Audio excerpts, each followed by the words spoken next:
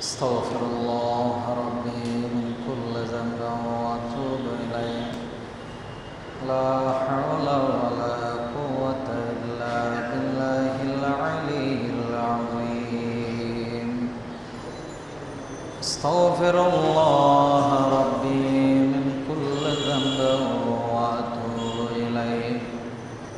لا حول ولا قوة إلا بالله العلي العظيم.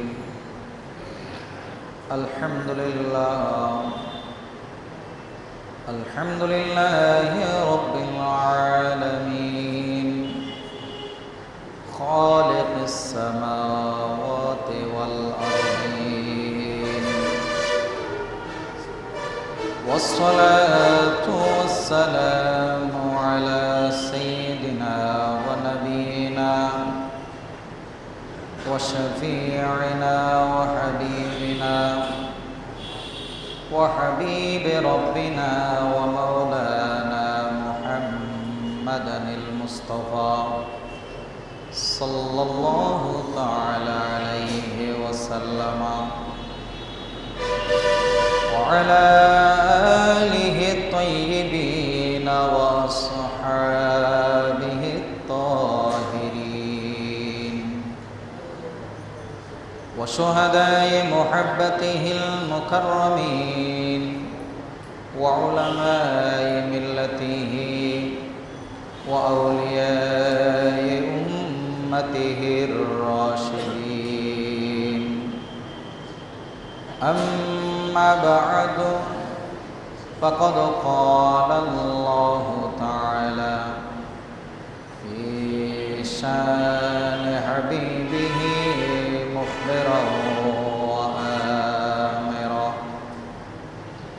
إن الله وملائكته يصلون على النبي يا أيها الذين آمنوا صلوا عليه وسلموا تسليما. صلى الله على سيدنا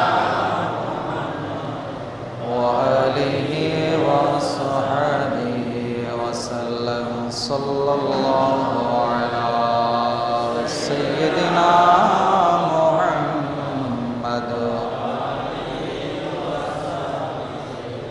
اللهم صل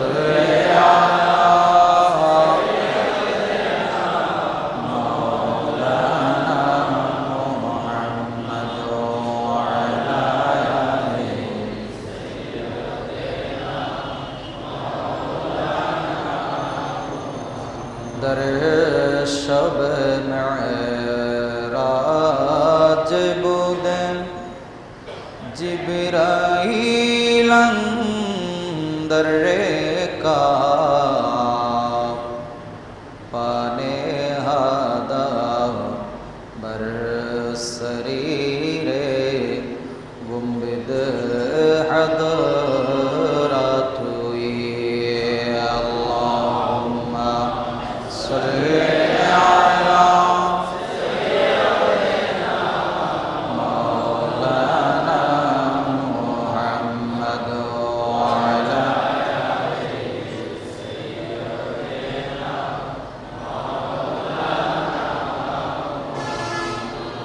কোথায় রইলেন দয়াল নবী, আমাদেরকে ছাড়িয়া?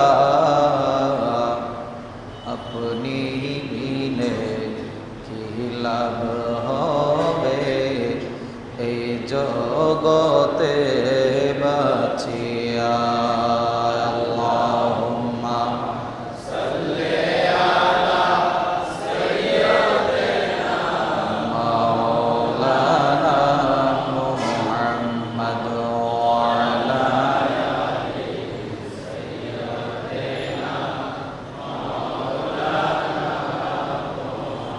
بسم الله الرحمن الرحيم.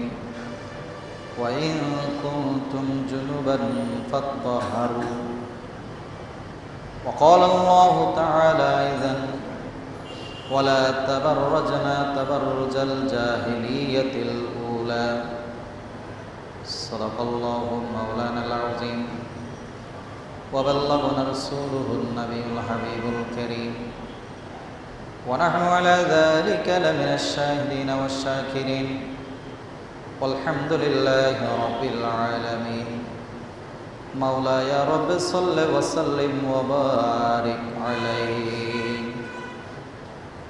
উপস্থিত পবিত্র রজবুল মুরজ্জবের আজকের এই দ্বিতীয় জুমাবারে আগত সম্মানিত মুআজ্জাজ সামিঈন কিরাম মুসাল্লিয়ান আযম রাহমানি ওয়া রাহমাকুমুল্লাহু তাআলা আসসালামু আলাইকুম ওয়া রাহমাতুল্লাহি ওয়া বারাকাতুহু।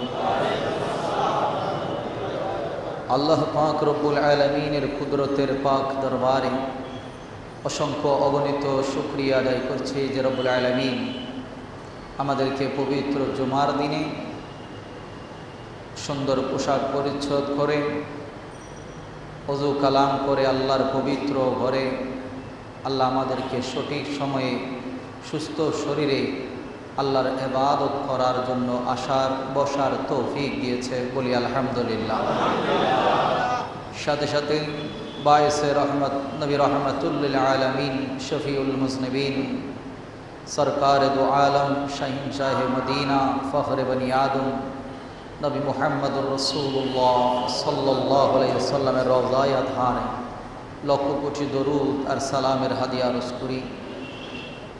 মোহতরম হাজরিন, যদিও মেরাজের মাস, আমরা নামাজের কথা, আমলের কথা, আল্লাহর প্রিয় রাসূলের সাথে দিদারের কথা, এই কথাগুলো আমরা বলছি।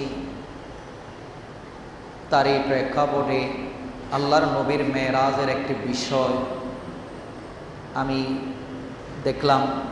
আল্লাহর নবী মেরাজে গেলেন, সেই ইতিহাস আমি এখনও শুরু করলাম না, আমি জাস্ট একটা পয়েন্ট নিয়েছি। পয়েন্টটা হচ্ছে, আল্লাহ রসুল যখন মেরাজের রাত্রিতে জাহান্নামের মধ্যে ভ্রমণে গেলেন, পরিদর্শন করানো হলো আল্লাহর প্রিয় রসুলকে জিবরিল আমিন সহ। সেখানে আল্লাহর নবী যে জাহান্নামের বিভীষিকাময় অবস্থা অবলোকন করে নারী জাতির সামনে তুলে ধরেছে, ওই একটি পয়েন্টের কথা, অনেক কিছু দেখেছেন, ওই একটি পয়েন্ট নিয়ে আমি মেরাজের বিষয় আলোচনা শুরু করছি। তার পাশাপাশি আমাদের আলোচনার ধারাবাহিকতায় আমরা মসজিদে যে আসি, নামাজ পড়তে যে আসি, আমি বিগত জুমাবারে বলেছিলাম নামাজ বেহেস্তের চাবি। নামাজ কিসের চাবি? আর অজু হচ্ছে নামাজের চাবি। অজু কিসের চাবি? সেজন্য অজু না হলে নামাজ হবে না, আবার শরীর অপবিত্র থাকলে অজু হবে না। তাই আল্লাহর কোরআন আমাদেরকে জানিয়ে দিল, ওয়া ইন কুনতুম জুনুবান ফাত্তাহারু, যদি তোমরা অপবিত্র হও সাথে সাথে দেরি করবা না, সাথে সাথে তোমরা পবিত্রতা অর্জন করে নাও। মোহতরম হাজরিন, এখানে একটি বিষয় গভীরভাবে লক্ষ্য করবেন, জীবন ঘনিষ্ঠ বিষয়। আমরা মানুষ, আমাদের মানবীয় দুর্বলতা আছে। এটা কোনো ফেরেশতার বৈশিষ্ট্য নয়, এটা মানুষের বৈশিষ্ট্য। একজন মানুষ যখন প্রাপ্তবয়স্ক হয়, যেমন আমি যখন ছোট ছিলাম, আমি আপনি ছোট অবস্থায় মায়ের কোলে প্রস্রাব করেছি, বিছানায় প্রস্রাব করেছি, মা কোনোদিন মাইন্ড করে না, বাবারা ঘরের মুরব্বিয়ানি কেরাম কেউ মাইন্ড করে না, কারণ এটা স্বভাবজাত, এটা হবে, সবারই হচ্ছে। কিন্তু যখন একটা ছেলে 3 বছর 4 বছর অতিক্রম করে, ধরে নিলাম ম্যাক্সিমাম 5 বছর পরে যখন বিছানায় প্রস্রাব করে, তখন ঘরের মুরব্বিয়ানি কেরাম, ইভেন কি যেই মার কোলে শীতকালে গরমকালে খেতে বসেছে কি নামাজে বসেছে সেটা দেখি নাই, গায়ের উপর প্রস্রাব করেছিলাম, মা কোনো রাগ করে নাই, নিজের কাপড় চেঞ্জ করেছে, শরীর ধৌত করেছে, ছেলের ঠান্ডা লাগবে গরম কাপড় পরিধান করিয়ে দিয়েছে।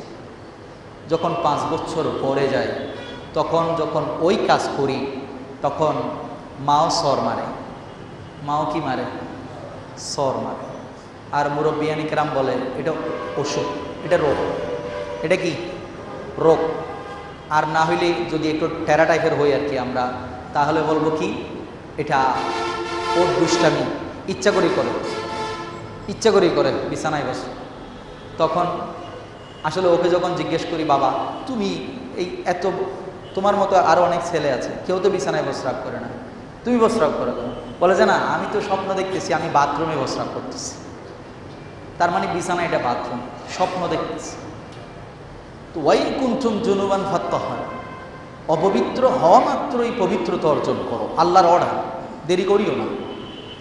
এখানে বিষয়টা আমি এই জন্য বেশি মনোযোগ দিয়ে খেয়াল করবেন, যারা প্রাপ্তবয়স্ক বালেগ হয়েছে, এখানে ছোট বাচ্চারা আসে খুব কম, এসেছে মোটামুটি সবাই ইয়ং জেনারেশন, মুরব্বিয়ান ইকরাম, বুঝার জন্য বলছি, বেয়াদবি মাফ করবেন। প্রাপ্তবয়স্ক হওয়ার পরে আমাদের স্বপ্নদোষ নামক একটি রোগ হয়। রোগ মানে এটা স্বভাব, যাতে এটা রোগ বলা যাবে না, এটা না হইলে আবার আরেক বেজাল। তো কোরআন ও হাদিসে এটার প্রমাণ আছে। তো আমি ওটা বলছি, অনেকে স্বপ্নদোষ হওয়ার পরে দেখবেন বিছানার মধ্যে শুয়ে আছে, শীতকাল, পবিত্রতা অর্জন করে না। অথবা বিছানায় শুয়ে আছে, ফজর বেলা উঠে কি করবে? গোসল করবে। কোরআন কিন্তু সেটা বলেনি। কোরআন কি বলছে, আমরা কি করছি? আপনি আমি হয়তো জানি না বিষয়টা কীরকম, আমি জানি না, বলে যে সমস্যা নেই, এটা পরে করলে সমস্যা নেই।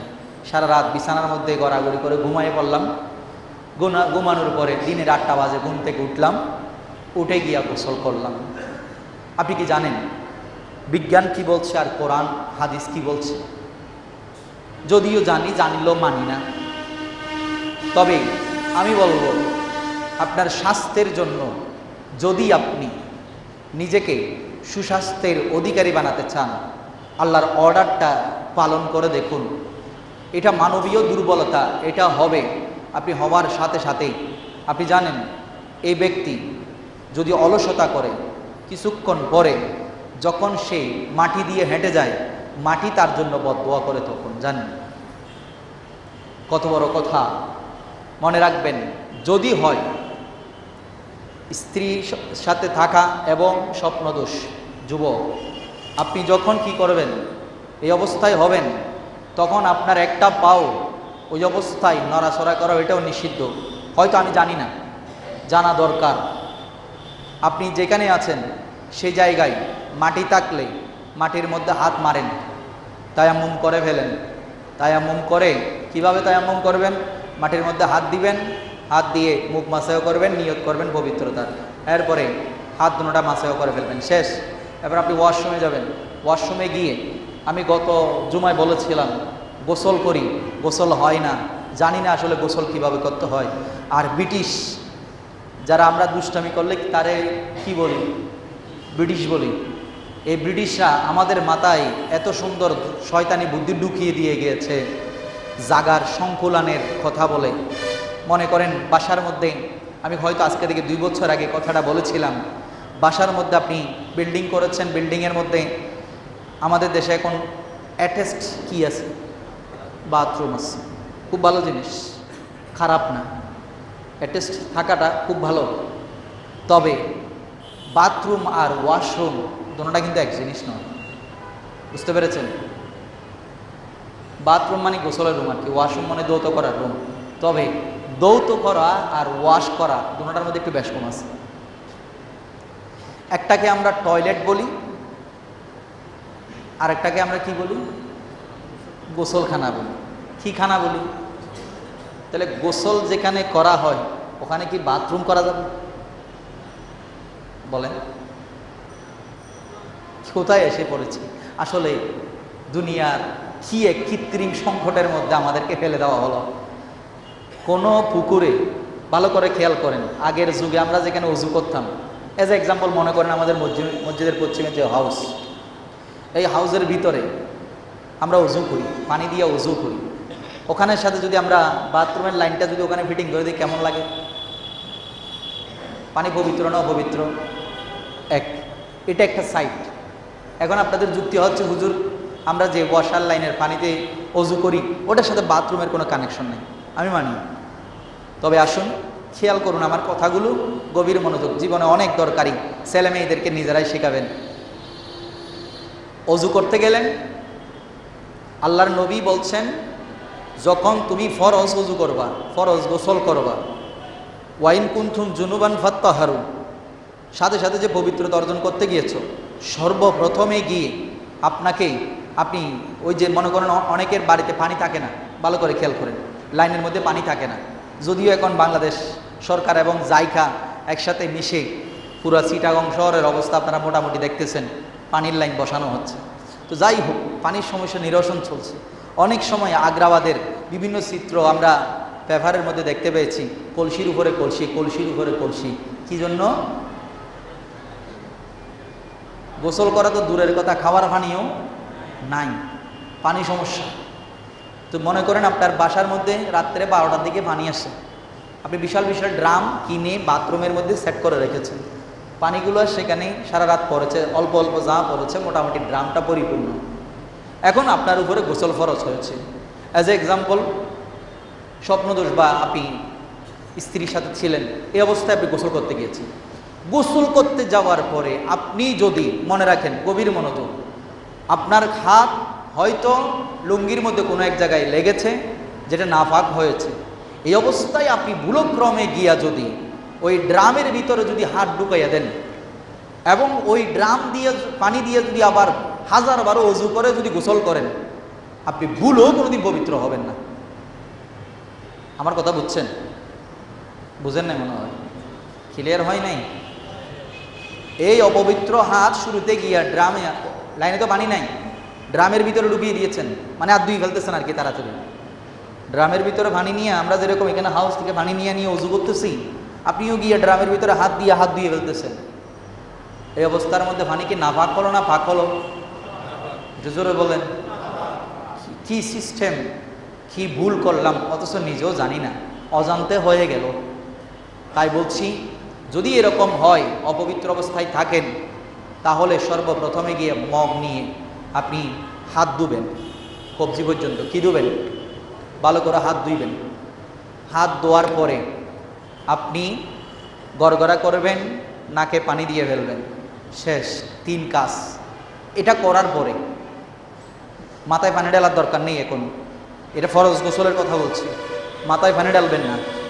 এরপরে আপনার শরীরের যেই জায়গায় নাপাকি লেগেছে, আগে সর্বপ্রথমে সেই কাপড়টাকে যেভাবে পারেন ধুয়ে ফেলবেন, কমপক্ষে 3 বার বা 7 বার ধুবেন। ধোয়ার পরে যেই জায়গায় আপনার নাপাকি লেগেছে শরীরের যে সমস্ত জায়গায়, এই জায়গা ভালো করে পরিষ্কার করবেন, প্রয়োজনে সাবান দিবেন। গোসল, এই ফরজ গোসল করার সময় এই জিনিসগুলো ভালো করে খেয়াল করবেন। আদারওয়াইজ আপনার গোসলে যদি সমস্যা থাকে, আপনি মসজিদেও যদি আসেন, কপাল কলে করে ফেলেন, ওই আবাদতের কোনো মূল্য আল্লাহর কাছে নেই। কারণ আল্লাহ বলেছেন, যখনই মসজিদে যাবা আগে তুমি নিজেকে পবিত্র করো।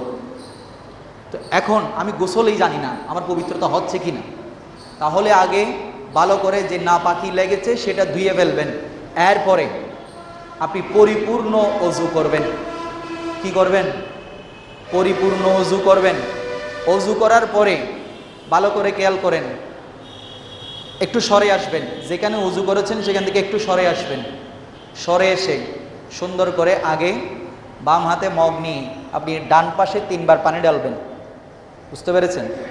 ডান পাশে 3 বার পানি ঢালবেন। এরপরে ডান হাতে নিয়ে বাম পাশে 3 বার পানি ঢালবেন। পানি ঢালার পরে মাথার মধ্যে সেমভাবে সুন্দরভাবে আপনি পানি ঢালবেন 3 বার। 3 বার পানি ঢালার পরে সে পানি শরীরে যখন গড়িয়ে পড়বে, মাসায়ও করবেন। এরপরে আপনি এখন যেভাবে ইচ্ছা, আপনার যেভাবেই মানে ফ্রেশ হওয়া পর্যন্ত মনে শান্তি আসে না, ততক্ষণ আপনি পানি ঢালবেন। তবে একটা কথা মনে রাখবেন, প্রয়োজনের অতিরিক্ত পানি খরচ করা এটাও কিন্তু ইসলামী শরীয়ত নিষিদ্ধ করেছে, ওটাও কিন্তু অপচয়, এটা মনে রাখবেন। যেই পরিমাণ আপনার দরকার সেই পরিমাণে না। আমাদের অজু করার সময় আমরা খেয়াল করি, যেখানে এক বদনায় অজু হওয়ার কথা 3 বদনাও লাগে, লাগে না? 3 বদনা তো কম, কারণ যেহেতু হাউস থেকে বদনা থেকে পানি নিয়ে নিয়ে ঢেলে ঢেলে করতে হচ্ছে। এবার চিন্তা করে দেখেন, যে সমস্ত মসজিদের মধ্যে ট্যাপ ব্যবস্থা আছে, পানির কলের ব্যবস্থা করে দিয়েছে, পানি এমন জোরে ছেড়ে দিয়েছে, একবার কুলি করতে করতে 3 বার অজুর পানি শেষ। ঠিক না বে ঠিক? যেই পরিমাণের পানি একবার মুখের মধ্যে নিয়ে গড়গড়া করে ফেলে দিতে যাচ্ছে, ওই অবস্থার মধ্যে 3 বার অজু করার, পুরো অজু করার পানি চলে গেছে। এই পরিমাণের পানি অপচয় চলতেছে। মনে রাখবেন, এটাও কিন্তু অপচয়। আপনি সওয়াবের কাজ করতেছেন, পবিত্রতা অর্জন করছেন, অজু করছেন, কিন্তু সওয়াবের কাজের মধ্যে আপনি এসে অনেকগুলা গুনাহও করছেন। খেয়াল করিনি, বলে যে হুজুর তাইলে কি অজু করবো না? জি না, অজু না করার কথা এখানে আসেনি। আপনি আল্লাহর প্রত্যেকটা জিনিসের নিয়ামতের সঠিক পরিচর্যা করবেন, আল্লাহ অবশ্যই আপনার নিয়ামত বাড়াইয়া দিবেন। জোরে বলেন সুবহানাল্লাহ।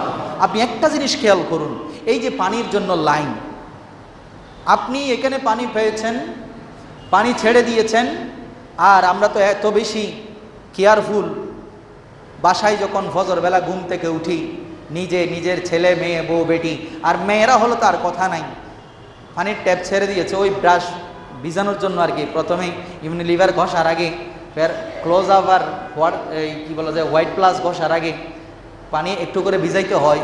এই ভিজাইতে গিয়ে যে ট্যাপ ছেড়ে দিয়েছে, উনি এতক্ষণ ধরে দাঁত ঘষতেছে আর ওদিকে পানি পড়তেই আছে। ঠিক না বে ঠিক? এগুলো আঙ্গুল দিয়ে দেখিয়ে দেওয়ার নয়। আমার বিবেকে আমার প্রশ্ন আসতে হবে, আমি কি নষ্ট করছি? আমার দেশপ্রেম এখানেও কাজ করে। সরকার হাজারো যদি বুলি উড়ায়, হাজারো আপনাকে যদি আইন প্রয়োগ করে, জীবনেও কোনোদিন সরকার, আপনি যদি সচেতন না হন, আমি যদি সচেতন না হই, সরকারের বাপের সাধ্য নাই যে আমাদের দেশের মধ্যে উন্নয়ন করে তোলা। ঠিক না বে ঠিক? আমাদের সবচেয়ে বড় বাধা এই জায়গায়, আমরা নিজেরা সচেতন নই। আমরা সবাই দুর্নীতি পরায়ণ, প্রত্যেকটা সেক্টরে আমরা দুর্নীতি পরায়ণ। যেমন অ্যাজ এ এক্সাম্পল আমি বলছি, পানি যখন আপনি পেয়েছেন, গ্যাসের লাইন যখন সরকার আপনার ঘরে প্রবেশ করিয়ে দিয়েছে, ঠিক আছে, ওই গ্যাসের যত্ন করা, এই গ্যাসের সঠিক ব্যবহার করা, যতটুকু পরিমাণ দরকার সেই পরিমাণে ব্যবহার করা, এটাও দেশপ্রেমের একটা বড় লক্ষণ। ঠিক না বে ঠিক? আমি যে দেশকে ভালোবাসি, দেশের ভালোবাসার নমুনা, আমি আল্লাহকে ভালোবাসি, তার প্রমাণ হচ্ছে নামাজ পড়তে আসা। আমি আল্লাহকে ভালোবাসি, রোজা রাখা। আমি আল্লাহকে ভালোবাসি, আল্লাহর কোরআন তেলাওয়াত করা। আমি আল্লাহকে ভালোবাসি, আল্লাহর দেখানো কথা মতো চলা। এই বিষয়গুলো আমাকে মানতে হবে। ঠিক আমি দেশকে ভালোবাসি, দেশের মানুষকে ভালোবাসতে হবে, দেশের সম্পদকে ভালোবাসতে হবে। প্রয়োজনে যখন ডাক আসবে, স্বাধীনতার মাস আমাকে শিক্ষা দিচ্ছে দেশের জন্য নিজের জীবন কোরবান দিতে হবে। এটাই হচ্ছে দেশপ্রেমের নিদর্শন। আল্লাহ এবং রসুলকে ভালোবাসেন, তার প্রমাণ হিসেবে আপনাকে নবীর জন্য, আল্লাহর জন্য, কোরআনের জন্য যখনই কেউ বিরোধিতা করবে, সে মুসলমান হোক, সে আস্তিক হোক, নাস্তিক হোক, মুনাফিক হোক, ইহুদি হোক, কাফের হোক, যখনই কোরআন হাদিস বিরোধী কোনো কথা আসবে, তখনই আপনি একজন মুজাহিদ, একজন মুসলমান হিসাবে ইমানি দায়িত্ব হচ্ছে ওই কথার প্রতিবাদ করা। প্রয়োজনে যদি সরকার সেটা আপনাকে চাপিয়ে দিতে চায়, আপনি সেই সরকারের বিরুদ্ধে আন্দোলনও করতে পারবেন। ইসলামী শরীয়ত এটাই আপনার রাইট। মোহতরম হাজরিন, এটা গণতান্ত্রিক অধিকার। যেমন মনে করেন, কথার কথায় একটু কথায় আসি, এই মাসে বা গত মাসের মধ্যে 24-এ, চ্যানেল 24-এ একটা অনুষ্ঠান দেখিয়েছে বাংলাদেশের জনপ্রিয় নাট্য অভিনেতা মোশাররফ করিমের। যুব সমাজ এখানে বসে আছেন। অনুষ্ঠানের নাম সবাই জানেন, জাগো বাংলাদেশ। নাম কি? জাগো বাংলাদেশ। তার মানে আমরা এতদিন ঘুমিয়েছিলাম, যুব সমাজ আপনাদেরকে এখন কি করতেছে? জাগিয়ে তুলতেছে। কি বলেন আপনারা? মসজিদেও ঘুম যান নাকি? সাই ইয়া রাসূলুল্লাহ বলেন। ঘুম যাচ্ছে, এটার প্রমাণ হচ্ছে এটাই। তার মানে আমরা ঘুমিয়ে যাই, মসজিদ আসি, ঘরেও ঘুম যাই, এখানেও ঘুম যাই। ঘুম যাওয়া মানে চোখ খুলে মানুষের চেহারার দিকে তাকিয়ে থাকা নয়, সমাজের বাস্তব অবস্থা কি হচ্ছে চোখ কান খোলা রেখে সেগুলা নিজে নিজে চিন্তা করা, এবং কি করতে পারেন নিজের অবস্থান থেকে সাংগঠনিকভাবে কি করতে পারেন সেটা নিজেরা চিন্তা করা, ওইটার নাম জাগা। শুধুমাত্র এখানে এসেছেন, হুজুর কি বলতেছে শুনে আছেন, মসজিদ থেকে বের হইলেন, যান যা বলছে সব এখানে রাখি গেলাম, আসসালামু আলাইকুম হুজুর, আপনি আগামী জুমাবার ইনশাল্লাহ আপনি থাকলে আমি থাকলে দেখা হবে, এর আগে কোনো কিছু নেই। ঠিক না বে ঠিক? সেজন্য মোশাররফ করিম আমাদের যুব সমাজকে, যুবতীদেরকে জাগাচ্ছেন। কি করতেছেন? জাগাচ্ছেন। দেখি মুরব্বীরা হাত তুলিয়েন না, কারণ ওনারা হয়তো অনেকে চিনবেন না। যুবক যারা আছেন মোশাররফ করিমকে চিনেন না, এরকম কেউ আছেন দেখি? এই শরম লাগতেছে? আমি তো চিনি, আমি বলছি আমি চিনি, না চিনলে আমি বললাম কোত্থেকে? শরম লাগার কিছু নেই। আমি দোয়া তুলসী পাতা নই, আপনিও দোয়া তুলসী পাতা নন। বাসায় বসে বসে যে ইসলামিক চ্যানেল দেখেন তাও কিন্তু নয়। ইউটিউবের মধ্যে শুধুমাত্র যে কোরআন হাদিসের বাণী শুনেন, আলেম ওলামার ওয়াজ শুনেন, সেরকম যুবক বাংলাদেশের মধ্যে ওই আমাদের দেশে কি বলা হয়, সুনের ফোঁটা দিয়ে যদি চেক করি, মানে কপালের মধ্যে সুনার ফোঁটা দিয়েও চেক করলে লাখের মধ্যে 3 জন পাওয়া যাবে না। কি দেখি সেটা আমরা ভালোই জানি। যাই হোক, আমি যুব সমাজকে কটাক্ষ করছি না, আপনাদেরকে আমিও জাগাইতে চাচ্ছি। উনি ওই অনুষ্ঠানের মাধ্যমে 24 আওয়ারে পুরা বিশ্বে জাগাচ্ছেননি। আমি শুধুমাত্র সোমনি মসজিদে যদি অনুষ্ঠান যদি লাইভ হইতো তাহলে সুন্দর হইতো। তাই আপনাদেরকে আমি বলবো, যুব সমাজ আমরা যা বলছি, ওনারা যেটা দুঃখজনক বিষয় কি জানেন, আমাদের এই আলোচনা সরকারে পৌঁছায় না, ইন্টারন্যাশনাল মহলে পৌঁছায় না, বাংলাদেশের প্রত্যেকটা মানুষের ফেসবুকে বা ইউটিউবের মাধ্যমে পৌঁছায় না। ওনারা যে অনুষ্ঠান করছেন, চ্যানেল তাদেরকে ফিরিয়ে দেওয়া হয়েছে। 24 মধ্যে জাগো বাংলাদেশ অনুষ্ঠান করলো, পুরা বিশ্ব সেটা দেখতেছে, কারণ একজন প্রিয় নাট্য অভিনেতা, আমি শ্রদ্ধা করি, বাংলাদেশের জন্য সে যদি উন্নয়নের কাজ করে থাকে, নাটকের মাধ্যমে সামাজিক বিষয় তুলে ধরে, তবে আমি আবার তখন ঘৃণা শুরু করি যখন সে কোরআন বিরুদ্ধে কথা বলে। ঠিক না বে ঠিক? আমি ভুল বলেছি? আল্লাহর কোরআন বলছি, ওয়ালা তাবাররাজনা তাবাররুজাল জাহিলিয়াতিল উলা। আল্লাহর নবীর মেরাজের কথা যেটা আমি অপশনটা এনেছি সেখান থেকে বলছি, আল্লাহর নবী মেরাজে গেলেন। মেরাজের রাত্রিতে আল্লাহ রসুলকে যখন জাহান্নাম পরিদর্শন করানো হলো, আল্লাহর নবী জাহান্নামের বিভীষিকাময় অবস্থা দেখে নিজের নুরানি চক্ষু মোবারক থেকে পানি ছেড়ে দিলেন। তখন দেখতে পেলেন এই নারীরা জাহান্নামের মধ্যে এমন কিছু নারী তিনি দেখতে পেলেন, যেই নারীদের বুকের সাথে, বুকের স্তনের সাথে চুল বেঁধে দেওয়া হয়েছে এবং পা দুটোটাকে উল্টো লটকাইয়া সেখানে ফেরেশতারা পিটাচ্ছে। আল্লাহর নবী এই করুণ অবস্থা দেখে ভয় পেয়ে গেলেন, হাই হাই কি হচ্ছে? মোহতরম হাজরিন, তখন আল্লাহর নবী বলছেন, জিবরিল এটা কি? তখন বলেন, ইয়া রাসূলুল্লাহ, এই মহিলা তো সেই মহিলা যেই পৃথিবীর জমিনের মধ্যে নিজের যে চুল হেজাবের ভিতরে, পর্দার ভিতরে রাখার কথা, সেই চুল এলোমেলো করে দিয়ে, চুলের এলো মানে সুন্দর বাতাস, ক্যাশগুচ্ছ কি যেন বলে, আসলে কথা যখন টানি তখন আসলে মনে আসে না, কি যেন, কি চুলের বাহার দিয়া পাগল করলি দেশ, কি যেন একটা গান ছিল। হ্যাঁ বলেন বলেন, হ্যাঁ মনে উঠছে। এগুলো না বললে আমাদের যুব সমাজের জাগা ওঠে না তো। কোরআন হাদিস হাজারো বুঝাইলে কাজ হয় না। খায়রুন সুন্দরী চুল মেলে সুন্দর করে চুলের হাওয়া দিয়ে যুব সমাজকে কি করেছে? পাগল করেছে, দেশকে পাগল করেছে। আমার নবী বলছেন, সেই রকম নারী যারা এই চুল বেঁধে রাখার কথা, পর্দার ভিতরে হেজাবের ভিতরে থাকার কথা, এই চুল ছেড়ে দিয়ে চুলের বাহার দেখিয়ে পার্লারে গিয়ে আরো সুন্দর করে সাইজ করে, কেউ খাটো করে ফেলে আর কিছু আলগা লাগাই আনে, তারপর আনিয়া এখানে রাস্তার মধ্যে হাওয়া খাওয়ায়, বাতাসের মধ্যে এলোমেলো চুল। আবার এখানে এত নতুন ফ্যাশন। আপনারা হয়তো বলছেন, হুজুর আপনি এত কিছু খেয়াল করেন কেমনে? কারণ ওই যে বললাম, আমরা ঘুমিয়ে আছি, মোশাররফ করিম জাগিয়ে দিয়েছে। ওনার কথা শুনে আমি আরো বেশি জাগিয়ে গেছি। রাত্রে ঘুম আসে না। উনি কি বলল? বলছে, গভীর মনোযোগ খেয়াল করেন, আমি তার কথাটা হুবহু নোট করছি, এখনো আছে ইউটিউবের মধ্যে, আপনারা দেখতে পাবেন, অনুষ্ঠানটা ডাইরেক্টলি আছে। আমি প্রথমে বিশ্বাস করিনি, ব্যাপারে যখন এটা নিয়ে ঘোরতর আলোচনা চলছে, কি রে কি এমন হয়েছে, অবশেষে একদিন ইউটিউব খুলে দেখলাম, হ্যাঁ আসলে ঘটনা সত্য, এক বিন্দু মিথ্যা কথা নয়। সে বলছে, একটা মেয়ে, সেখানে সুন্দরী একটা মেয়ে, তাকে দাঁড় করালো। সে দাঁড় করাইয়া বলছে, মানে সেই মেয়েও বলছে, আমি যে পর্দা করি না, বোরকা পরি না, হেজাব পরি না, সেজন্য আমার পরিবারও আমাকে কি করে, ঘৃণা করে বা বিভিন্ন খারাপ কথা বলে, কটূক্তি করে। তখন তার মানে সে দেখেন, এখন আপনারা আমার সাথে একটু হাত তুলে বলেন, পর্দার পক্ষে কে কে আছেন, পর্দার বিপক্ষে কে কে আছেন? সবাই পর্দার পক্ষে। এই হাত তুলাইলাম কেন জানেন? আপনারা পর্দা করাইলেও করান, না করাইলেও আমার কোনো অসুবিধা নেই। উনিও হাত তুলিয়েছেন, উনিও হাত তুলিয়েছেন ওই অনুষ্ঠানে, আমি সরাসরি লাইভ বলছি না, হাত তুলে বলছেন যারা এই ধরনের বোরকা পরতে বাধ্য করে, পর্দা পুষি দেয় বাইর, মানে মোট কথা মেয়েদেরকে তাদের স্বাধীনতা, দেখেন স্বাধীনতার মাসের কথা, স্বাধীনতা এটা নাকি নারী স্বাধীনতা, নারী স্বাধীনতা দিচ্ছে। আপনারা সবাই হাত তুলে বলেন, যুব সমাজ এই নারী এবং পুরুষ যেখানে ছিল তাদেরকে সবাইকে মোশাররফ করে হাত তুলিয়ে বলছেন তোমরা সবাই অন্ততপক্ষে আমরা এটা বলতে পারি যারা এই ধরনের কথা বলবে, বোরকা ছাড়া বের হওয়া যাবে না, পর্দা ছাড়া বের হওয়া যাবে না, সাধারণ স্বাধীন পোশাক পরে বের হওয়া যাবে না, আমরা সবাই তাদের প্রতিবাদ করব। কি বলেন? হ্যাঁ, আমি কি ভুল বলেছি? খোদার কসম, ভুল বললেই চ্যানেল দেখবেন, লাইভ অনুষ্ঠান। এবার আসেন, এখন আপনি বলবেন হুজুর এটা কি কোরআন বিরোধী কথা? স্বাধীন পোশাক স্বাধীন দেশে পরবে না? আমরা স্বাধীনতা অর্জন করেছি। মনে রাখবেন স্বাধীনতা দেওয়ার মালিককে, আরো জোরে বলেন, স্বাধীনতা দিয়েছেন আল্লাহ। আপনার আমার বাপের সাধ্য নাই যে দেশ স্বাধীন করব। নিশ্চয়ই আমাদের দেশের এই মুক্তিযোদ্ধাদের উপরে আল্লাহর রহমত ছিল, ঠিক না বেঠিক? না হলে তাদের রক্তের বিনিময়ে 30 লক্ষ শহীদের বিনিময়ে স্বাধীন সোনার বাংলাদেশ পেতাম না। আল্লাহ যখন চাই তখন বান্দাকে স্বাধীনতা দেন, কারণ আল্লাহ তো বলছেন ফাআলহামাহা ফুজুরাহা ওয়া তাকওয়াহা কদ আফলাহা মান যাক্কাহা ওয়া কদ খাবা মান দাসসাহা।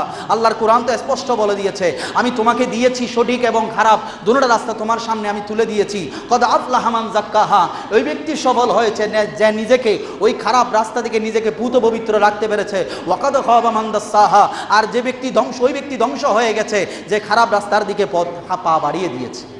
রাস্তা তো দুটোটাই খুলে দিয়েছেন। স্বাধীনতা দিয়েছেন কে? কিসের জন্য? লানাবলুওয়ান্নাকুম, পরীক্ষা করার জন্য। কিসের জন্য? পরীক্ষা করার জন্য। এখন নারী স্বাধীনতার কথা বলে আপনি যদি আল্লাহর কোরআনের ডিনাই করেন, ওয়ালা তাবাররাজনা তাবাররুজাল জাহিলিয়াতিল উলা, তোমরা তোমাদেরকে প্রদর্শন করিও না, এই মহিলারা প্রদর্শন করি বেড়াইও না যেভাবে জাহিলিয়া যুগের মেয়েরা বেড়াতো। তার মানে কি? আমরা তো দেখতে পাচ্ছি ইতিহাসের মধ্যে জাহেলিয়া যুগের মধ্যেও তো মনে হয় এরকম পোশাক ছিল না, বর্তমানে যে পোশাক বের হয়েছে, ঠিক না বেঠিক? বিচের মধ্যে, তারপরে ঢাকা শহরে, বাংলাদেশের মধ্যেও বর্তমানে যেই ধরনের পোশাক বের হয়েছে এবং যেই পোশাকগুলো পরে বর্তমানে নাটক করা হচ্ছে, যেই নাটক, সিনেমার কথা বাদ দিলাম, সিনেমা তো বরবাদ গিয়েছে অনেক আগেই। সিনেমা তো সিনেমাই, সিনেমার মধ্যে দন্তীয় স দিয়েও লিখে যায়, আবার ছ দিয়া বিসর্গ দিয়েও লিখে যায়, ঠিক না বেঠি? সিনেমা, যেটা দেখলেই সি করার অবস্থা। 2, নাটকের, বর্তমানে নাটক, এই নাট্য অভিনেতারা মানে এত বেশি জনপ্রিয় হয়ে গেছে, রোল মডেল হয়ে গেছে যুবক যুবতীদের কাছে, যাদের নাটক আসার আগে ইউটিউবের মধ্যে ওই কি যেন বলে, ট্রেলার বলে জানি এটাকে, ট্রেলার দেখার জন্য পাগল হয়ে যায়। নাটক বের হয়ে আসার আগে, ছবি বের হয়ে আসার আগেই প্রায় 30 লক্ষ 40 লক্ষ ফলোয়ার হয়ে যায় ওই ট্রেলারের শুধু। যুব সমাজ এত বেশি স্বাধীন পেয়েছে, জাগিয়ে, মানে তাদের মন এত জাগ্রত হয়েছে। এখন কোরআন বলছে প্রদর্শন করিও না, আর উনি বলছেন পোশাক যেটাই পরেন এটাও সমস্যা না, এটা হচ্ছে আপনার মনের ব্যাপার। কিসের ব্যাপার? আরো জোরে বলেন, কিসের ব্যাপার? আপনি মনটাকে ঠিক রাখলে পোশাক যদি, এখানে যদি উনি উলঙ্গও থাকেন কোনো সমস্যা? হ্যাঁ, কি বলেন আপনারা? বলেন, এখানে যারা আছেন আমার বাবারা, মুরব্বীরা, আমি মাপ চাই, আমি আপনাদের কাছে বলছি না, যুব সমাজকে জাগো, বাংলাদেশকে জাগাচ্ছেন।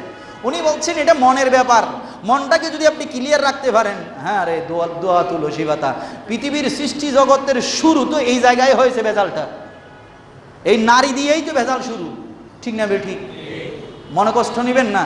হাবিল আর কাবিল, আদম ও সফিউল্লাহর সন্তান, এই সন্তানদ্বয়ের মধ্যে সর্বপ্রথম হত্যাকাণ্ড কেন হলো? জোরে বলেন। মহিলার জন্য। কি? বিবাহ। তো বিবাহ যদি মন যদি হইতো, মন কন্ট্রোল করলে যদি সব হইতো, মনকে যদি সত্যিকার অর্থে কন্ট্রোল করা যাইতো, তাইলে হাবিল আর কাবিলের মধ্যে কোনোদিন ঝগড়া হইতো না, দুই ভাইয়ে কোনোদিন এক ভাইকে রক্তপাত করতো না, ইসলামের মধ্যে হত্যাকাণ্ডের ভাই, পৃথিবীর সৃষ্টি জগতের মানব জাতির ইতিহাসের মধ্যে রক্তপাতের ঘটনা ঘটতো না।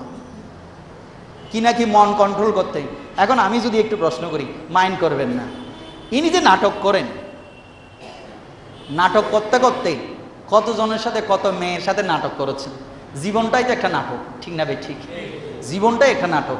কারণ আমাদের পুরো জীবনটাই একটা নাটক। যেমন মনে করেন মসজিদে এসেছেন, এটা একটা নাটকের মতো। কীরকম? আবার নাটক মানে মনে করেন হুজুর মসজিদের মধ্যে কি নাটক করি আমরা? জি না। এখন একটা নাটক মানে কি? একটা সিন, আমরা কি করছি, সমাজে কি হচ্ছে, এখন যে ধর্মীয় পরিবেশ, মানুষ আমরা এখান থেকে কি পরিবারের সাথে যখন মিলিত হই তখন কি আমাদের এই পরিবেশ থাকে? জোরে বলেন। পরিবার থেকে আলাদা হয়ে যখন ব্যবসা প্রতিষ্ঠানে বা চাকরি জীবনে যায় তখন কি পরিবেশ থাকে? এখান থেকে আলাদা হয়ে যখন গার্লফ্রেন্ডকে নিয়ে সিনেমার হলে যায়, সোজাসুজি বলছি, মন কন্ট্রোল করার কথা বলছি, কাপড়ের দরকার নেই, মন কন্ট্রোল করলে হয়, হাফ প্যান্ট পরলেও সমস্যা নাই, গার্লফ্রেন্ড আপনার পাশে থাকলে কোনো সমস্যা না, আপনার মন কন্ট্রোল করতে। এখন কথা হচ্ছে আপনি কাকে কন্ট্রোল করতে বলতেছেন? মন কি আপনার কথাই চলে? আপনি বুজুর্গ হয়ে গেছেন, কত হাজারো বুজুর্গ, কত আল্লাহর ওলি পর্যন্ত এই নারী দেখার কারণে নিজের বেলায়ত হারিয়েছেন জানেন। উঠতে উঠতে কুতুবিয়তের মর্যাদায় চলে গেল, কিন্তু একটা নারীর সৌন্দর্যে মোহিত হয়ে নিজের বেলায়ত পর্যন্ত হারিয়ে ফেলল, আল্লাহ কেড়ে নিল। অবশেষে তাকে শুকুরের মতো করে মৃত্যু দেওয়া হলো। কারণ কি? শুধুমাত্র একটা নারী। তিনি একটা যুক্তি দেখিয়েছেন, যুব সমাজ আপনাদেরকে জাগ্রত করার জন্য বলছে, তিনি একটা যুক্তি দেখিয়েছেন, পোশাকই যদি সমস্যার হয়, বোরকা পরা নাই বলে যদি দর্শন হয়, এই কারণে যদি সেটা হয়, তাহলে আমি ওই নারীর কি বলবো, ওই ছোট্ট মেয়েটার কি বলবো, যার বয়স 5 বছর, যার বয়স 7 বছর, সেই মেয়েটা যে দর্শিত হলো, তার বিষয়ে কি বলবো? যুক্তিটা খুব সুন্দর, ঠিক না বেঠিক? আসলেই তো 5 বছরের মেয়ে, 7 বছরের মেয়ে, সে কি এমন করেছে তাকে দর্শন করা হলো? বিষয়টা খুব জটিল হয়ে দাঁড়িয়েছে আমাদের জন্য। এই যে 5-7 বছরের মেয়ে, আপনারা সেদিকে নয়, ওনারা যাবেন, কথা একটু আসতে বলুন। 5-7 বছরের মেয়ে কেন দর্শিত হলো? কথাটা সুন্দর না? আমাদের দেশে হচ্ছে কিনা? আরো জোরে বলেন, হচ্ছে কিনা? এবার পত্রিকায় মিডিয়ায় আপনারা দেখতে পাচ্ছেন 5 বছরের মেয়ে, 3 বছরের মেয়ে, ইভেন কি পঙ্গু বোবা মেয়ে পর্যন্ত কি করা হচ্ছে? দর্শন করা হচ্ছে, আছে না? এখন আপনারা কি যুক্তি দিবেন এর ক্ষেত্রে? ওই মেয়েগুলো কি অপরাধ করেছিল? তাদের উপর তো পর্দা ফরজ নয়, বোরকা ফরজ নয়, তারা কেন দর্শিত হলো? এবার আসুন, যুব সমাজ সেন্স খুলে দেখুন, জেগে উঠুন ঘুম থেকে, আসলেই জাগো, জেগে উঠুন। মনে করেন, গভীর মনোযোগে খেয়াল করেন, মনে করেন আপনি একটা সিনেমা দেখেছেন, অ্যাজ এক্সাম্পল নাম শুদ্ধ বলি, ঐশ্বরিয়া রায়, চিনেন তো সবাই? চিনেন? এর চাইতে আরও প্রসিদ্ধ নামও আপনাদের কাছে আছে, জাস্ট আমি একটা এক্সাম্পল বলছি। ছবিটা দেখেছেন, ছবিটা দেখার সময় ওনার প্রায় অর্ধনগ্ন নয়, 70% নগ্ন শরীর আপনি দেখেছেন। আপনি বুকে হাত দিয়ে বলতে পারবেন, যারা এই ছবি দেখেছেন, যারা এই সিনেমা দেখেছেন, এই নাটক দেখেছেন, দেখার পরে নিজেকে কন্ট্রোল করতে পারেছেন? আপনার মনের মধ্যে একবার হলেও মানে এই মহিলার সাথে যাওয়ার চিন্তা ভাবনা হয়নি? কিন্তু আপনি কি পারবেন? আমি কি পারবো ঐশ্বরিয়ার সাথে? বলেন। এখন আপনি দেখেছেন ঐশ্বরিয়ার ছবি, তার উলঙ্গ বডি, এটা দেখার পরে আপনার মনের ভিতরে জাগ্রত হয়েছে, তা বাদ দিলাম, সেটা সম্ভব নয়। রাস্তা দিয়ে আপনি যাচ্ছেন স্কুলে, কলেজে, আপনি যাচ্ছেন ব্যবসা প্রতিষ্ঠানে, আপনি যাচ্ছেন আপনার চাকরির স্থলে, যাওয়ার সময় এমন এক মহিলা দেখলেন যার কাপড়ের কোনো ব্যালেন্স নেই, এমন পোশাক পরেছে, দেখতে মনে হচ্ছে যেন পোশাক পরেছে, কাছে গেলে দেখা যাচ্ছে ওনার প্রায় অর্ধেক দেখা যাচ্ছে। এই অবস্থা দেখার পরে আমি আপনি মানুষ, মানবীয় দুর্বলতার হেতু আমার ভিতরে কুরিপু জেগে উঠে নাই? খারাপ লাগে নাই আমার? তখন আমি কি করেছি? আমি যদি মুত্তাকি হই, আমার ভিতরে যদি আল্লাহর ভয় থাকে, আমি যদি সত্যিকার অর্থে আল্লাহ এবং নবীর প্রেমিক হই, তখন আমার অনেক কষ্টে সেটা কন্ট্রোল করতে হয়েছে। সেজন্য আল্লাহ বলছেন ওটা হচ্ছে নফসেরকে কন্ট্রোল করা, এটা সবচেয়ে বড় জিহাদ। কিন্তু আমার কথা হচ্ছে, আমি এই জিনিসটা আমার ভিতরে ফিল হলো কেন? বলেন কেন হয়েছে? নিজে নিজে নাকি দেখার কারণে? কি দেখেছি? এখন আপনি যদি বলেন পোশাক কোনো ব্যাটার নয়, পোশাক কোনো ব্যাপার নয়, আপনার মনকে কন্ট্রোল করেন। তাই আমি কন্ট্রোল করার চেষ্টা করছি আল্লাহর দরবারে, বারবার বলছি, আল্লাহুম্মা ইয়া মুসাররিফাল কুলুব সাররিফ কুলুবানা সাব্বিত কুলুবানা আলা দীনিকা আলা তাআতিকা আলা তাআতি হাবিবিকা আলা তাআতা আউলিয়াইকা, কিন্তু আমার চোখ আল্লাহর কোরআন অর্ডার করেছে। সেটা যদি না হতো, আল্লাহর কোরআন কোনোদিনও সূরা নূরের মধ্যে আয়াত নাযিল করতো না যে আল্লাহ মুমিনদেরকে বলছি বুদ্দু আবসারাকুম, তোমরা তোমাদের চক্ষু অবনমিত করে রাখো, নিচের দিকে করে রাখো। নারীদেরকে বলছি চক্ষু অবনমিত করে রাখো। কেন? কারণ এটাই হচ্ছে তোমাদের তাকওয়া। এখন আমি চাচ্ছি আমার চক্ষুকে হেফাজত করতে, কিন্তু এই মহিলা, অর্ধনগ্ন মহিলা, হাফ প্যান্ট ভরা মাসট কালিমার্কা পোশাক পরে গাড়িতে উঠেছে, রাস্তা দিয়ে যাচ্ছে, যেটা দেখার পরে আমার ভিতরের নফসে আম্মারা জেগে উঠেছে। এখন আমি পারি নাই যে রাস্তার মধ্যে ওই মহিলাটাকে, এবং বর্তমানে বাসে বিভিন্ন ভার্সিটির অনুষ্ঠানে, যেমন আমরা দেখেছি ঢাকা বিশ্ববিদ্যালয়ের পহেলা বৈশাখের অনুষ্ঠানে কি হয়েছে, কেন পোশাক যদি সমস্যা না হতো তাহলে সেখানে টানাটানি কেন হয়েছিল এই মেয়েকে নিয়ে? ঠিক না বে ঠিক? টিএসসি চত্বরে পোশাকই যদি সমস্যা না হতো, নিজের নফসই যদি সব কিছু হতো, পোশাক কোনো সমস্যা নয়, বোরকা কোনো সমস্যা নয়, পর্দা কোনো সমস্যা নয়। মোশাররফ করিম, আমি বলতে চাই টিএসসির মধ্যে যুবকরা ওই মেয়েকে কেন টানাটানি করেছিল? কই কোনো বোরকা পরা মেয়েকে তো টানাটানি করে নাই। কি বলেন? দুঃখজনক বিষয় এখানেই, স্বাধীনতার নাম দিয়ে মুসলমান সমাজ, বাংলাদেশের যুব সমাজকে কোন দিকে নিয়ে যাওয়া হচ্ছে। এরকম কিছু নাস্তিকবাদী মানুষ রয়েছে, এই সমস্ত নাস্তিক থেকে আল্লাহ আমাদের দিন ধর্মকে হেফাজত করুন।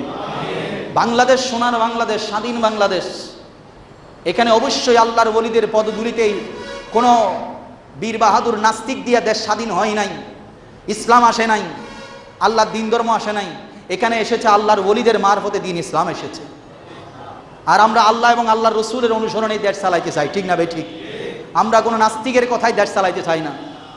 তাই ইন্ডিয়ান সংস্কৃতি তুমি যতই জাগো বাংলাদেশ বলে বাঙালি নারীর গায়ের মধ্যে চাপাইয়া দিতে চাও, এটা তোমাকে যতই ভালোবাসুক, খোদার কসম বাঙালি এমন একটা জাতি, এমন মুসলমান, বাংলাদেশের মুসলমান যারা খাজা গরিব নওয়াজের ফয়েজ পেয়ে মুসলমান হয়েছে। এটা মনে রাখবেন, আপনি যতই জনপ্রিয় সেলিব্রিটি হন না কেন, যেই মুহূর্তে আপনি দ্বীনের উপরে আঘাত আসবে তখন বাঙালি আর কি করবে না। যেখানে তোমাকে তুলতে তুলতে আকাশচুম্বী স্থানে পৌঁছিয়ে দিয়েছে, সেখান থেকে নিজের প্যান্টের কাপড় খুলে নিবে, এটা মুসলমান জাতি ভালোই পারে। ঠিক না বে ঠিক? তাই সাবধান থাকতে হবে। আমি আমার মা বোনদেরকে কীভাবে চালাবো সেটা তোমার ম্যাটার নয়। আমি সর্বশেষে এই একটি পয়েন্ট বলে কথাটা শেষ করি। পোশাক যদি সমস্যা না হয়, কোন জায়গায় সমস্যাটা শুরু হচ্ছে দেখেন। আল্লাহর নবী সাল্লাল্লাহু আলাইহি ওয়াসাল্লাম যুদ্ধের ময়দানে যাওয়ার জন্য বের হয়েছেন।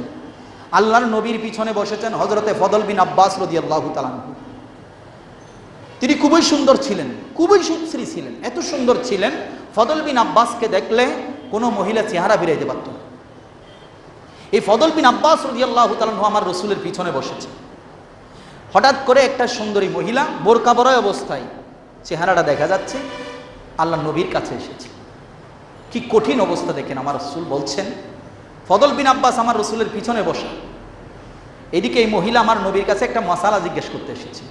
মাসালা জিজ্ঞেস করতে এসে আল্লাহর নবী দেখতে পেলেন এই মহিলার চোখ ফদল বিন আব্বাসের দিকে।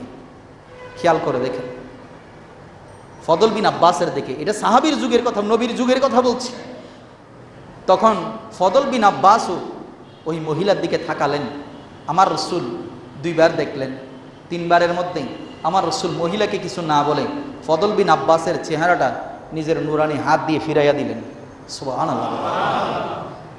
প্রশ্ন হচ্ছে, ফদল বিন আব্বাস সাহাবী, এই মহিলাও সাহাবিয়া, পোশাক কত সুন্দর জিনিস দেখেন। আল্লাহর নবী কেমন সুন্দর বিধান দিলেন আমাদেরকে এই জিনিসটার থেকে হেফাজতের জন্য। আমার রসুল বললেন, এই মহিলা এদিকে আসো, তোমার মাসালা আমি পরে শুনবো, আমি বের হয়েছি, তোমাকে বলছি। কোরআনের নূরে, সূরা নূরের আয়াত শুনাইলেন। এরপরে বলছেন, আগামীতে যদি আমি রসুলের দরবারে আসো, তুমি অবশ্যই মুখের মধ্যে হেজাব করে আসো, কারণ এটাই তোমার তাকওয়া। তুমি নিজেও বাঁচবা, যুব সমাজও বাঁচবে। ঠিক না বে ঠিক? এবার বলেন, পোশাকের দোষ আছে? পোশাকের দোষ নাই? নাই? কি বলেন? পোশাক মানুষকে রক্ষা করে কিনা? অবশেষে আমার নবীর কথা হলো, মানুষের মেইন জিনিস হচ্ছে আন্নাসু বিল্লাবাস। মানুষ, আপনি যে ধর্মীয় ব্যক্তিত্ব, সেটা আপনাকে দেখলে বুঝতে হবে। যেমন এজ এ এক্সাম্পল আমি আপনাদেরকে বলি, আমার কথাই বলি, পোশাক কি জিনিস। পোশাক নারীদের জন্য আল্লাহ কেন এই পোশাক দিয়েছেন, কেন তাদেরকে ঢেকে রাখতে বলেছেন। এজ এ এক্সাম্পল আমি যখন এখানে দাঁড়াইতাম, আপনারা অনেকে জিন্সের প্যান্ট পরে আসছেন না, আসেন নাই? হাফ গেঞ্জি গায়ে দিয়ে আসেন নাই? আমি হুজুর যদি মাথায় পাগড়ি না দিয়া, এই জুব্বা গায়ে না দিয়া, আমি যদি এখন জিন্সের প্যান্ট আর গেঞ্জি গায়ে দিয়ে এখানে দাঁড়াইতাম, আমার অবস্থা কি হইতো বলেন? বলে যে টেডি হুজুর। কি হুজুর? টেডি হুজুর।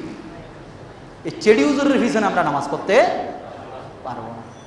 ঠিক আমরাও শপথ নিতে চাই যুব সমাজ, যেই মহিলাকে আল্লাহ ঢেকে রাখতে বলেছেন, প্রদর্শন করা নিষিদ্ধ করেছে, হারাম করেছে, যেই নারী প্রদর্শন করে আমরা তাদেরকে নারী বলতে পারি না। এদেরকে আমরা অ্যাভয়েড করব সমাজ থেকে। যেভাবে আমি এখানে দাঁড়াইলে জিন্সের বান্ডার স্কিন গেঞ্জি সালমান খানের পোশাক পরে দাঁড়াইলে আপনারা আমার টেডি হুজুর লকব দেওয়ার জন্য রেডি থাকবেন, ঠিক আমি বলবো মোশাররফ করিম যেটা বলেছে তাকে ক্ষমা চেয়েছে, আমি শুনেছি। তবে আমি বলবো ভবিষ্যতে এখান থেকে শিক্ষা নেওয়া দরকার। যারা এই ধরনের কথা বলে, গালের বাইরে কথা বলে, দিন ধর্ম নিয়ে বেশি রিসার্চ করে, সেলিব্রিটি হওয়ার পরে দিন ধর্ম তার কাছে ছোট হয়ে যায়, আল্লাহর বিধান ছোট হয়ে যায়। মেয়েদের কাপড় চোপড় আল্লাহ বলেছে লম্বা করো, তোমার এখন ছোট করার চিন্তা ভাবনা হয়েছে। ভবিষ্যতে গাল খুলে কথা বলার আগে একটু চিন্তা ভাবনা করে বলবা বাংলাদেশে। আল্লাহ আমাদের নারী জাতিকে, আমাদের মা বোনদেরকে আল্লাহ হেফাজত করুন। আমাদের যুব সমাজ এটা নারীরা বুঝবে না, তাদের অর্ধেক আক্কল। কি আক্কল? আরো জোরে বলেন। এরা যা দেখে সব ভালো লাগে। তাই আমি বলছি, আমি যদি সচেতন হই, ভাই সচেতন হই, স্বামী সচেতন হই, বাবা সচেতন হই, তাইলে আমরা আল্লাহর নবী সে মেরাজের রাত্রিতে যে বিভীষিকাময় নারীদের অবস্থা দেখেছে, অন্ততপক্ষে আমি আমার বোনকে, আমার স্ত্রীকে, আমার মাকে আমি বাঁচাতে পারবো। আল্লাহ আমাদের মা বোনদের ইজ্জতকে আল্লাহ হেফাজত করুন।